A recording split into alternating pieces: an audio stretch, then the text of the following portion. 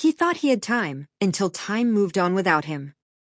Anirban had always believed that life would give him time, time to say things, time to fix things, time to return to moments he left behind. That belief made him calm, and slowly, it made him careless. Years ago, when he was still in college, there was a small tea stall near the campus. He didn't go there for the tea. He went there because of her, Mira. She wasn't someone extraordinary in the way people usually describe beauty or charm. But there was something about her presence, quiet, steady and real. She listened more than she spoke, and when she smiled, it felt like she understood something without needing words. They never called it friendship, and they never called it anything more. They just met, often at the same place, at almost the same time, talking about small things, classes, books, the weather, nothing important. But slowly, those small things became important. There were moments when Anirban felt something more. He thought about saying it many times, but every time, he told himself the same thing: there's time. One evening, Mira said quietly, "I might leave next month." And why father got transferred. Anirban nodded, as if it was just information. "Oh, that's good," he said. "Good." The word stayed in the air longer than it should have. Mira looked at him for a moment, as if she was waiting for something else, something more. But Anirban didn't say anything, not because he didn't feel anything, but because he believed there was still time. The days passed, they met again, they talked again, and each time, the same words stayed inside him. On her last day, they stood near the same tea stall, the same place where everything had quietly begun.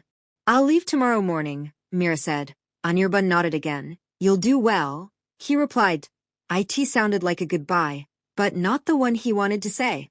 There was a moment, a small, fragile moment, where he could have said everything. He felt it, he knew it, but he didn't take it, because somewhere inside him, the same belief was still there. There's time. Mira smiled softly. "Take care," she said, and then she left. Just like that, and oh drama, and oh promises, and oh words left behind. Only silence. For a few days, Anirban continued his routine, classes, assignments, life. Everything looked normal, but something felt unfinished. He told himself he would call her. He told himself he would write. But he didn't, because he still believed there was time. Years passed, life moved on. Anirban got a job. He moved to a different city. He met new people.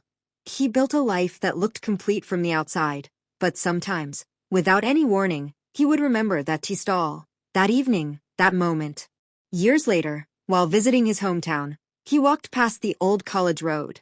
The tea stall was still there, but it looked smaller, somehow quieter. He stood there for a while, not because he expected anything, but because something in him wanted to return. The owner, now older, looked at him and smiled. "You used to come here often," he said. Anirban nodded. "Yes, a long time ago."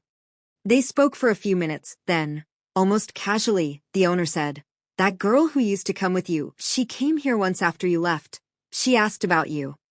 Anirban felt something stop inside him. "When?" he asked. "Maybe a few months after you stopped coming," the man replied. "She waited for some time, then she left." That was all. And oh more details, and oh more story. Just a simple truth. She had come back, and he wasn't there. Anirban stood there silently, for the first time. He didn't think about calling her. He didn't think about finding her.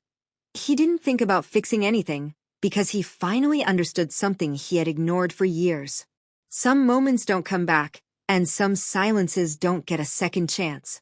He had always believed there was time, but time had quietly moved on without him. Not every moment waits for you. Backhand index pointing right sometimes. The things you don't say become the things you carry forever.